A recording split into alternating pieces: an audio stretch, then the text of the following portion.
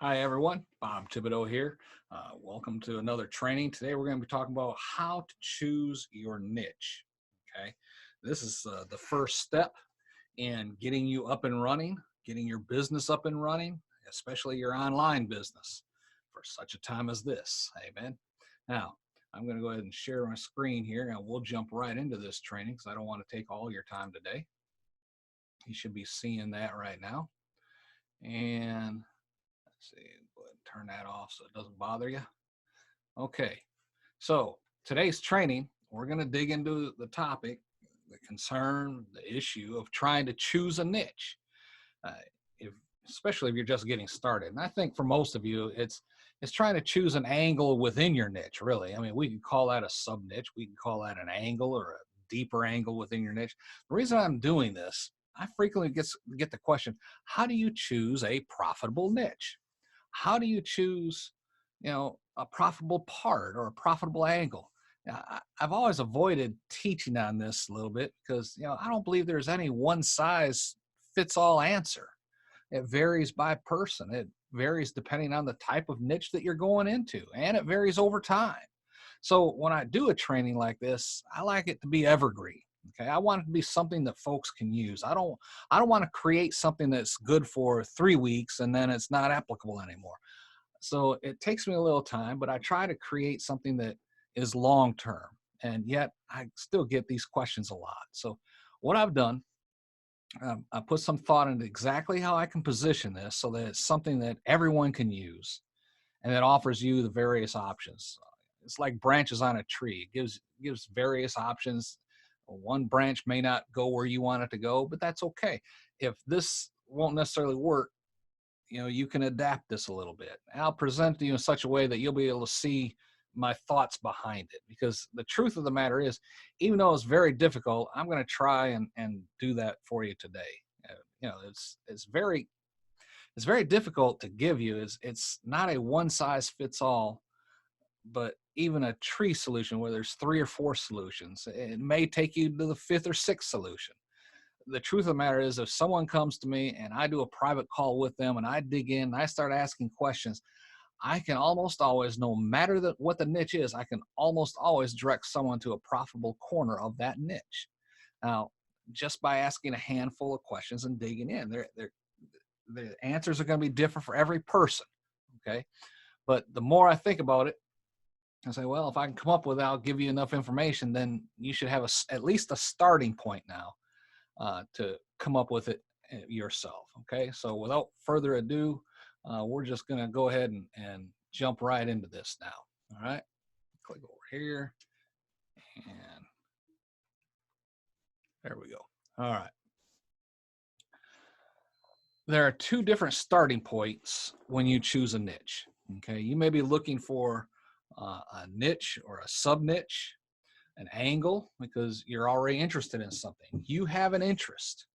You know that interest is something that interests you, but you don't know what part of the business might be profitable. You don't know what part of the business people are looking for with information. One of the things it's important for us to remember in this industry is we can have the best information in the world, but if nobody's looking for that information, you'll never sell any of it.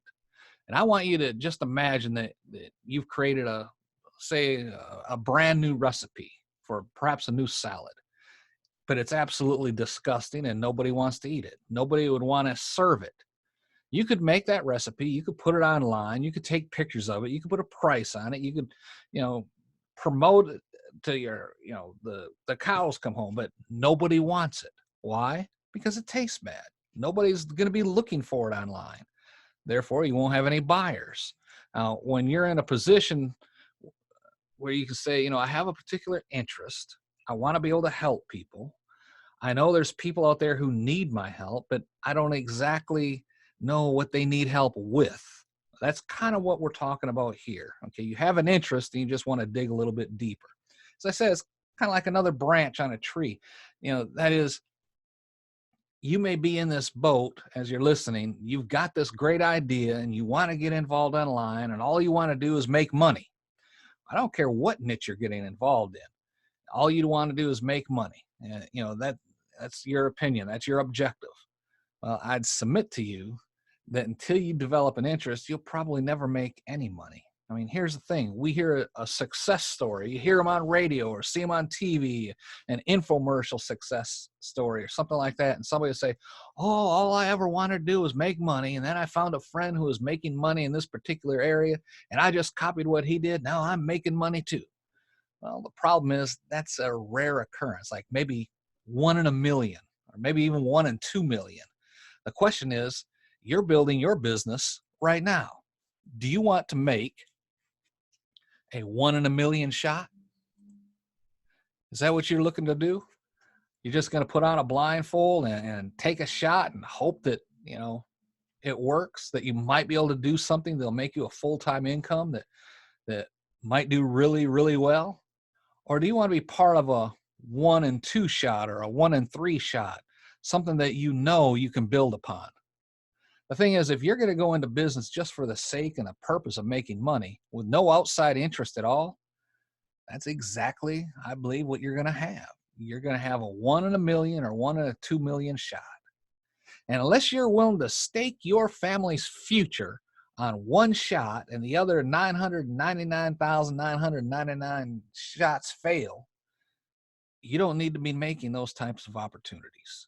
I remember, a couple of years ago when the lottery was like at $1 billion, someone went out and sold a 250 million house that they had already paid off. They took out a second mortgage for this house and went and bought 250 million lottery tickets and lost. Didn't win. I mean, he might have won like 10 grand or something like that, but he lost. He lost his house and everything else. I think a lot of times when people hear odds like that, they say, hey, one person did it, so I can do it. Hey, you're right. You can do it. But if 999,999 people fail in order for one person to succeed, what we're really talking about is a 99.999% failure rate. Think of a pyramid scheme, right? What are your odds of being the one who comes out on top? Is that what you want? My guess is not. In order for you to choose a niche where you're going to make some money, I believe you got to start with some interests. Throw the money side, money part aside. Okay, that's a goal, but forget about the money. Find some places online that people have needs, real needs. Then work on filling those needs.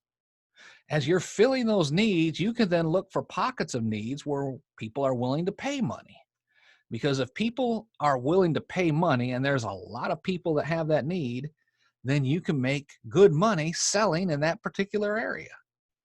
But if you just start from a position of making money, the odds are very, very slim that you're going to be successful. In either case, whether you're looking for a niche, a sub-niche, looking for that best angle, whatever it is, or if unfortunately you're in the place where, hey, I just want to make money, I got 1 or 2 ideas of things I might be interested in, what I'm getting ready to share with you, I'll give you a kind of roadmap to make that happen.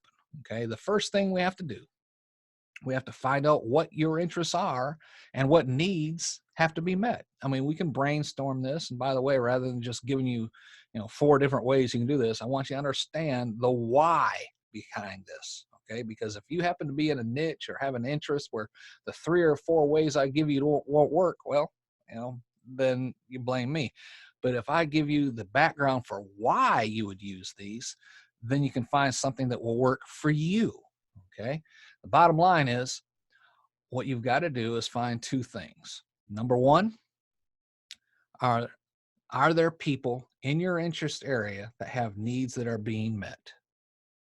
Okay. There are unmet needs. And then number 2, are the people who have the needs that are being unmet, are they willing to invest money in order to meet those needs? You've got to find out both of those things. Folks, I've talked in the past about this fallacy that you can just go online, do some quick research, and find out how many people have needs, find out how much money they're willing to spend, and voila, you have your answer. I don't know that it ever worked. But if it ever worked, it doesn't work anymore. Okay. One of the old methods, and I think at one point even taught on this a little bit, one of the old methods when the internet was young, you would go online, you'd look for something that had lots of searches online, and it didn't have too many advertisers, but it had some. And the theory was if there were some advertisers, well, some people must be making money. People don't pay for advertising if it's not working in the long run. And you might start out advertising, but after a few weeks or a few months of not making any money, they tend to quit. It just works that way. I mean, we could look at some old formulas. We could say, hey, if people are advertising and lots of people are asking questions, then somebody's making money. So maybe there's room for one more entrant. And that's another thing we could look at. We could look at all these fancy algorithms to say, if there's 10,000 or 100,000 searches, but there's only 5 advertisers or whatever the case is, then we can say, well, now that's a competitive niche. That's ultra competitive. Maybe stay out of it. All these different types of things. So the truth of the matter is that today, number one, it's much more difficult to get that research information. Okay. By the way, if you think you're getting that search information today, double check. There's a strong possibility that whatever information you're getting or who you're buying it from is selling you information that's really like 3 years old, but they're recalibrating it so it looks like it's new. The reason I say this is, to the best of my knowledge, for the most part, the providers of that information are no longer providing it anymore. The raw data is no longer there. I'm not saying it's impossible to get or that it's conclusive, but from what I've researched, I don't trust that information as being current anymore. And there's a huge industry selling that information, but the information doesn't really exist anymore. Certainly not, to my understanding, the way it used to be.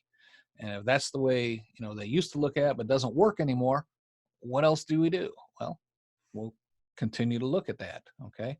The root issue is we need people that have needs. We need people who are willing to spend money. And the easiest way for us to do this is to look at that. In fact, I want to give you an offline example. I want you to imagine that you're thinking about opening up a restaurant in your town. And the first place you want to go and find out if maybe you need a new restaurant in town is to look at what's happening in the restaurant scene. Are people filling up the seats in at least some of the restaurants in town?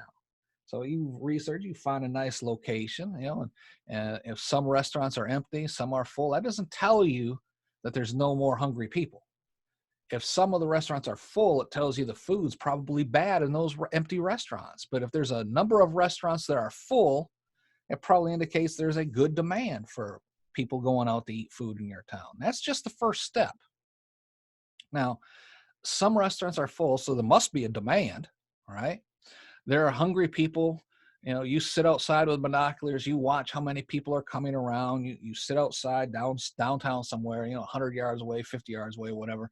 You sit up with your binoculars and you just watch 10 restaurants. You just count how many people go into each restaurant. At the end of an hour, you know that 970 people have gone into those combined 10 restaurants, we'll say. And there are 970 hungry people on Friday night between 6 p.m. and 7 p.m. So you have that down as a fact. So you now know this. We know that there's that many hungry people and that there's 10 restaurants. So we have those facts.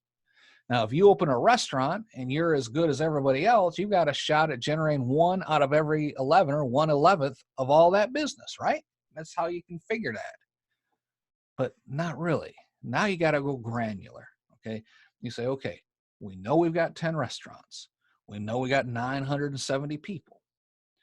What if we sit somebody outside the door of every one of these restaurants and we hire 10 people to work maybe 1 hour and we just tick it off? How many people entered this door? How many people entered that door? And you find that there is a 97 person average on, say, Friday night. Some restaurants have 300, some restaurants only have 5. What does this allow you to do? And on this screen here, I just, haphazard, and calculate all this out to give you an idea of how many different restaurants might have that many people going inside. All right.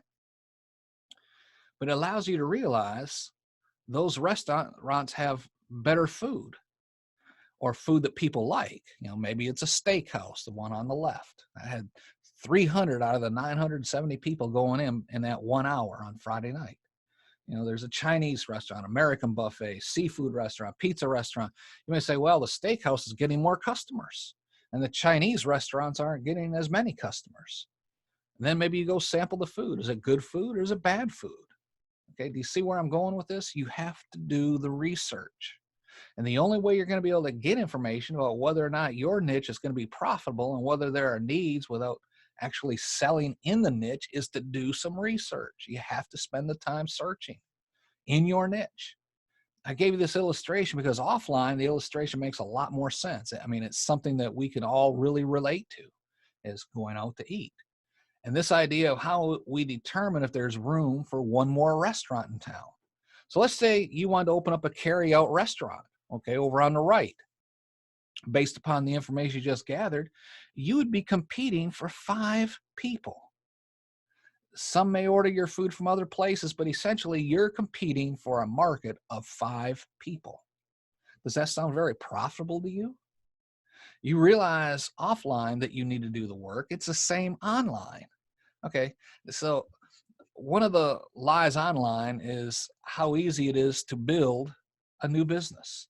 Many people believe that. Oh yeah, I'll go ahead and I'll make this website and I'll put some stuff on there and I'll just put it out there and start making some extra money while I still have my regular job and all this stuff. Some people believe that. They read sales letters and they watch late night infomercials and webinars on the internet, about all the new niche opportunities there are. And that data, believe it or not, is being delivered to you for the purpose of the infomercials and the sales pages, right? How many webinars do you watch that at the end, there's this, big push, it's a, come watch this webinar for learning XYZ, and you tune in there and you start watching it. And, the first half hour is all talking about, I've done this, this, and this, and I'm so great, and I've done all this, and now I want to help the little guy. I want to help you, right? So they go through this training, and they're never really getting into the detail of stuff. They're just presenting the ideas, the concepts, and then at the end, now, if you want me to help you do this, if you want me to do this, and for the next 30 to 45 minutes is nothing but a high-pressure close, right? And, they may even keep you on till the end because they tell you stuff like, and if you stick around to the end, I'm going to give you, I'm going to give you a $2,000 product that you can use right now, blah, blah, blah. And they don't even present it until you've heard the half-hour pitch for trying to get you to buy their product, right? That's why I don't watch all that stuff anymore. I really don't. Sometimes I will because I want to take notes on how they're presenting things. But, folks, that's just the hard sale, and I hate that. Anyway, they try and present it as being so easy anybody can do it, right? And I say this because so often when someone reads something about choosing a niche or how to find out what your marketplace needs, you're looking for an easy formula. The truth of the matter is, there is no easy formula, okay? It's just not out there. Now, how can you build a business in real life? Think about this example. There's no easy formula to figure out if you need a new restaurant in town. Let's say you want to open up an Indonesian restaurant, and there are no Indonesian restaurants in your town. The only way you will actually know if that restaurant will work will be to open one.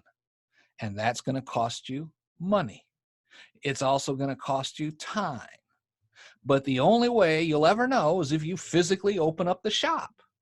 And the only way is if you invest whatever it is, $100,000 for new kitchen equipment, and you hire a chef, you paint the front door, you open the doors, and you decorate inside. Once the doors are open, you can start counting heads.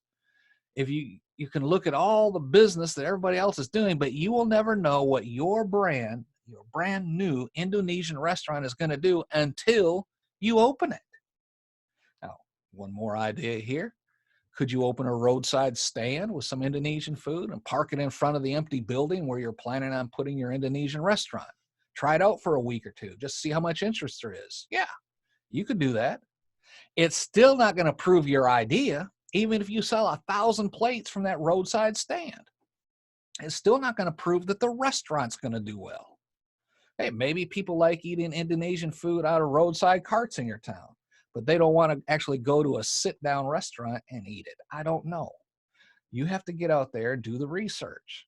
And the key here is you won't know until you actually do it. Well, it's the same thing online. You'll never know exactly how much need there is, how many sales you make until you actually set up and open up your shop. But here's the beautiful thing about opening up a store or a shop online. All you really need is a website, a domain name to give you your website. You don't even need to create a product initially, but in order to sell, you'll end up having to create a product, okay? And you'll have to put a payment button on there so you can start inviting people to that particular website, to that particular niche, and see what happens. The advantage of online marketing is it's a very, very low price to get started online just to test something. Theoretically, okay, when you start testing something, you can test something, a different topic, a different niche, a different product every month for the next 24 months until you found the one that worked and then run with it. Offline, you can't do that. You can't be a plumber this month. Well, that didn't work. And then decide if you want to quit, or maybe I'll be an electrician next month and then do that. Oh, maybe I'll be a chef the following month. None of that's working. Maybe I'll be a car mechanic this month. It takes you a couple of years to learn how to be a plumber. It takes you a couple of years to how to be an electrician. You've got to put in the time, the energy, and effort into it. And the same thing with opening a restaurant. There is an investment in opening a restaurant. The beautiful thing about online work is you really could try a different niche every single month for 24 months until you found one that worked. First one fails. Well, try this next one. Well, that one, well, that didn't work. Try the next one. Say for 7 months' time, everything fails until the 7th month, you found one that simply worked, right? But we don't want to leave you in the dark here, okay? We've talked about the fact that we don't have any fully accurate information that's just going to point you in the right direction and say, this will work for you, trust me, okay? Just like you can look at the 10 restaurants in your downtown area and see some are making money, some are not. You can do the same thing online. You can get clues, you can get signals, and you can do research. But in the end, you're the one who needs to buy the domain name, create the products, and start testing. That's how you'll find the winners. That's how you'll build a business and make some real money. What are some ways to determine what areas online people are interested in? Well, one way would be simply go online, go somewhere that there's a lot of advertising. Maybe news websites and things like that. A lot of news websites have classified ads in them. You look at those classified ads, you look at the topic of the classified ads. You could even take a screenshot of the classified ads today, and then a month from now, take another screenshot and see if the same people are advertising. So you're watching for consistent ads. In the advertising world, some people only advertise one time, but if it fails, they don't advertise again. The only way to know if advertising works is to buy the advertising and try it. I've done it before. I bought advertising that did not work. I only bought it one time. But if I buy it again and again and again and again and again, you can assume I'm doing one of two things. I'm either trying to throw my competition off and just trying to get them to all buy the same advertising so that they'll fail and fall off a cliff, or I'm genuinely making money. The truth of the matter is 99% of the time when you see advertisers who are advertising month after month after month, they're doing it not because they want to drive their competitors off a cliff, but because they are making money. I mean, look at the ads on the big websites. If you take a screenshot today and take a screenshot a month from now, they're the same advertisers. You can probably guess those people are making money. Okay. Does that tell us there's a big demand? No. Really, it doesn't tell us anything at all about demand. What it does tell us is they're making money. Is there room for more competition in your niche? Well, there's two ways to look at other people making money. One way is to look at it and say, other people are making money. Is there room for another entrant? My belief is there's always room for somebody else if you're willing to optimize so you can do things as well as somebody else. Some people like to enter markets where there's very little competition. There's only two or three making money because then you can be the, you know, big fish in a small pond. Okay. The problem is that in today's marketplace, a few slides behind here, I guess I kept forgetting to hit the button, but some people making money with consistent ads. But when you are going into a market where there's just a little competition, you can be the big fish in a small pond, right?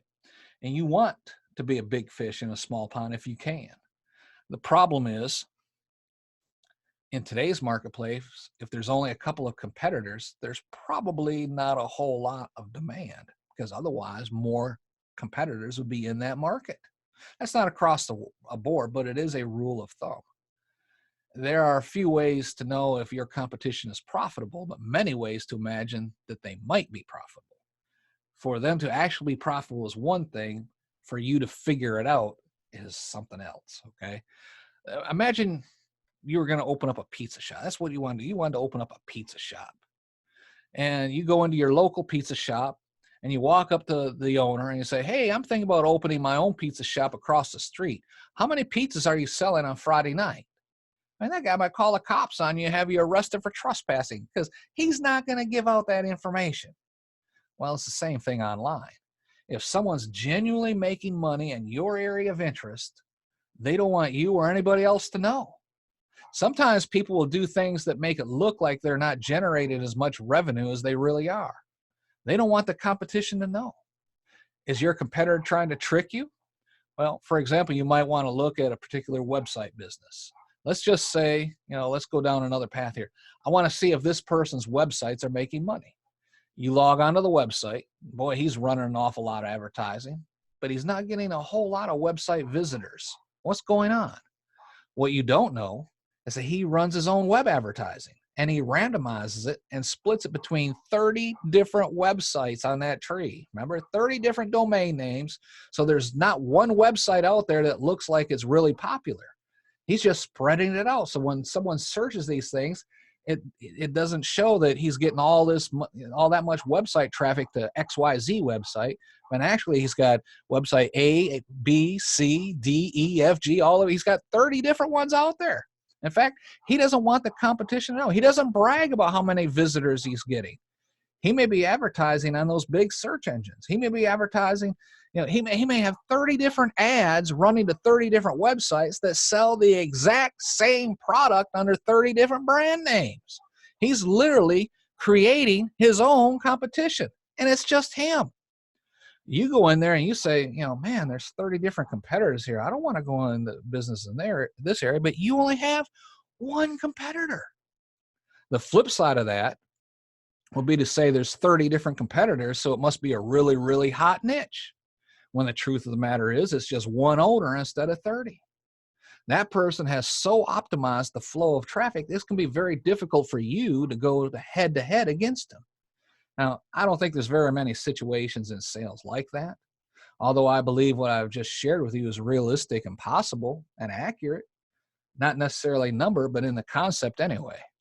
So, how to win even if you have a strong competition against you. Let's say a particular company appears to have a total market locked up, okay, and they've got everything figured out. If that's the case, there are probably unmet needs in that marketplace that company or the individual is not meeting. If you can find out what those unmet needs are, you can create a brand new niche all by itself. How do you do that? A great first step is to collect subscribers in your niche. You can run advertising, write some great content pieces, etc., just to get people to sign up. And then send an email out asking for their 2 or 3 biggest problems, questions that they might have in that niche. You'll get a few responses and you'll see some overlap. People will also respond with a lot of detail, and you can go back and forth with those people. Use these ideas to create products and break into the niche, even a niche where the competition has a tight hold on things. Your market research can help you pinpoint where your market is hanging out online, so you know exactly where to find them and get them onto your list. Then you're off and running. You can't take all your internet marketing information and say that's proof that you can sell online. It doesn't work that way.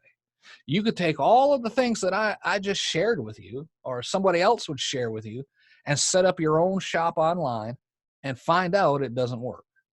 You could do none of this. Set up your own shop online and find out whatever it is that you're trying to sell does work. I am a big believer in just getting out there and do the work. Just do it. Find out what works. If you have an interest in a topic, don't spend the next 12 months trying to figure out if this is the best topic for you.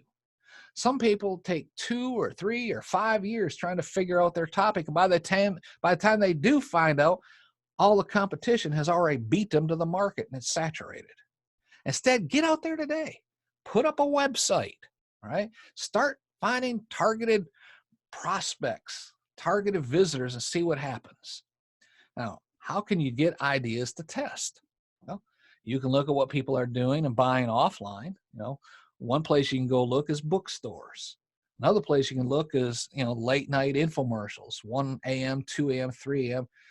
Would it be worth spending one night of skipping sleep just to watch all the late night infomercials, especially if you're struggling right now to find a niche? Just take a notepad beside you, get a pot of coffee on and a notepad.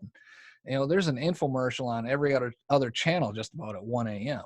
You could get 50 infomercial type topics, at 1:05 and 50 more at 1:35 and, whatever. By the time the rest of the family wakes up 7 a.m., you've got, 300-400 different topics and related topics just from the commercials you watched that night, right? Group those together in areas, and 100 were on this topic, 75 on this topic, 55 on another topic, 45 on another topic. But that would give you a pretty good idea of what people are buying in the middle of the night. And if they're buying that in the middle of the night, they're also buying it in the daytime. If they're buying it on an infomercial, they're buying it on Amazon or eBay. If they're buying it on an infomercial, they're buying it from somebody's website. In fact, you'll find with so many of those commercials, there are websites associated with them, right? The infomercial is just one branch of their selling. So, for example, if you do a web search on the name of a person on the infomercial, you'll often find they have a book, they have a seminar or something like that that they take you to on a sales page, and the product's on Amazon. The infomercial is just one avenue of their sales channel. So if you can find it on an infomercial or a commercial, it probably sells somewhere else, right? You can also go to magazines, Fortune magazine, Entrepreneur magazine, whatever. Go to your local bookstore, not a small one, but a big one. Take a drive, buy a copy of every one of the magazines, whatever. I've done this before. It takes legwork, it does.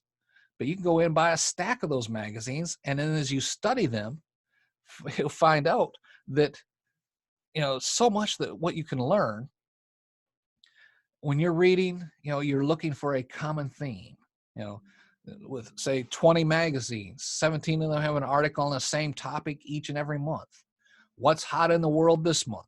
That particular topic. Why? 17 out of the 20 business magazines have an article on it. Now, what would be funny is if you buy one every single month for a year, you'd find that some of the same topics get discussed every single month.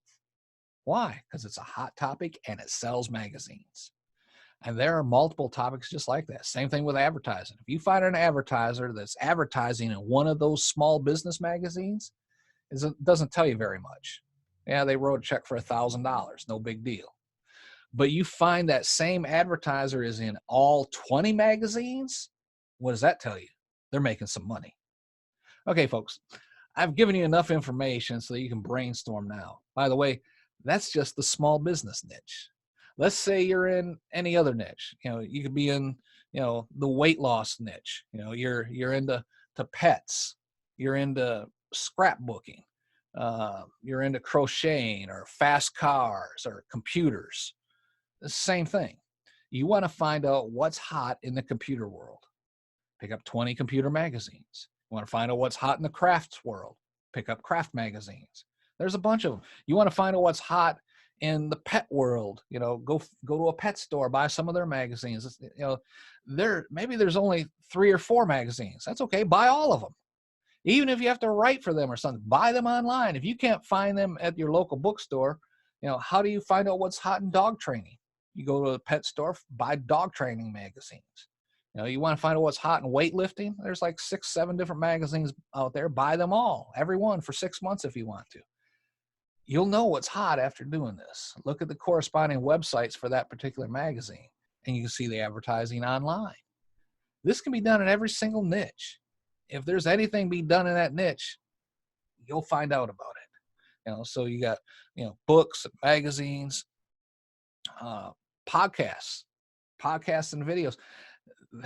Podcast is a big thing right now. All right. And you can let your mind run wild with all the other places you'll be able to get the information. It's out there.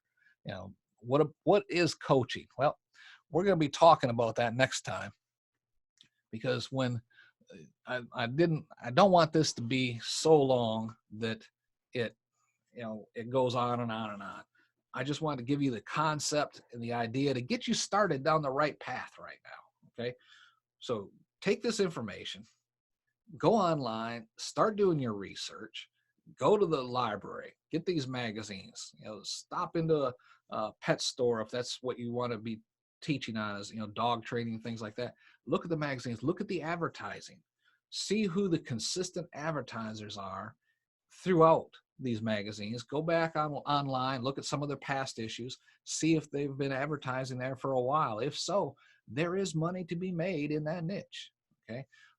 But don't just say, okay, well, there's 10 advertisers for dog training in every magazine, so I know that's a popular thing to do. And now I'm going to advertise myself as a dog trainer. Well, what are you going to do with dog training? Okay. Is it obedience school? Because that's one particular niche in dog training. Is it, stopping a dog from chewing on shoes? That's the niche you want. You can zero this thing right down. If you get good at that particular niche, people will seek you out. If, like, in my particular niche that I started off in is podcasting, because my background with the radio station and in podcasts and interviews and things like that, that people started coming to me asking questions about, well, how can I start a podcast? Well, how would I do this in podcast? How do I do this? And I found myself answering the same questions several times a week by different people. So what I did, I said, well, I'll just consolidate these answers and put together a training so that I can just share it with someone. And after a couple of months of doing that, sharing these things a couple of times a week, I say, you know what? I should start this as a business, right? It took me a month or two for my lightning fast mind to catch up with what's actually happening. But that's how I started off online. And now it's successful. But with everything going on right now, I wanted to go ahead and put together a training program that would help other people, not particular and that are interested in setting up podcast training and things like that, but that would help people in no matter what niche it is. That's why, even though all of this is going on right now, it took me a little while to put together this how to choose a niche program for you, because I wanted to make this as generic as possible, but as specific as possible to help as many people as possible. Does that make sense? That's my heart in this. I could just go out and tell you, well, right now the hottest topic out there is this. Everybody go for it. And 3 months from now, it's not that anymore. Okay, it's something else. And now that whole training would be wasted. That's why it took me, a little while to put together this information, because I'm trying to make it as specific as possible, but yet keep it as general as possible to help as many people as possible. All right. That's all the time we're going to have for today. Now, we're going to continue this in our discussion next time. So, keep looking for it. If you have questions, please email me, reach out through the contact form and let me know, because I want to answer your questions, because you may have the next topic of discussion that we will be talking about. All right. Think about that. All right. For everyone, this is Bob Thibodeau. We'll talk soon.